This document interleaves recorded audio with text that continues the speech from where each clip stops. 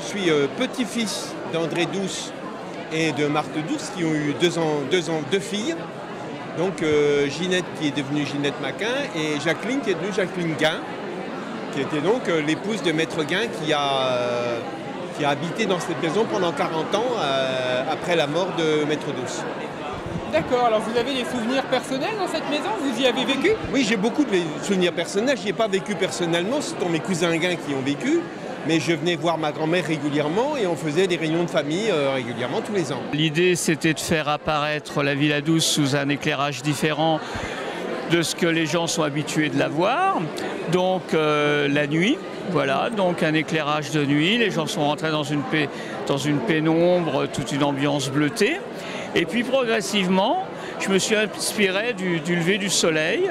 Et donc progressivement, pendant 1h30, l'éclairage a sans cesse changé et pour éclairer pleinement l'intérieur de la Villa Douce. La Villa Douce est pour partie, en tout cas pour certains de ces éléments architecturaux, inscrits sur la liste complémentaire de l'inventaire.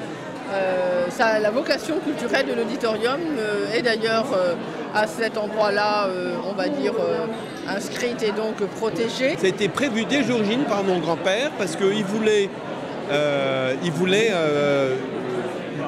l'utiliser comme un outil pour promouvoir la musique professionnelle et amateur. La musique d'autrefois et la musique d'aujourd'hui. Donc en fait, il a été très attentif à ça et comme il était vraiment de son temps, il a voulu en faire aussi un témoignage de l'architecture contemporaine de son temps, c'est-à-dire l'architecture art déco. Il voulait vraiment en faire quelque chose de pur. C'est évidemment un bâtiment emblématique de l'art déco, de la fin de l'art déco. On parle de l'art paquebot pour ce qui est vraiment de la Villa Douce. Invest in Orange.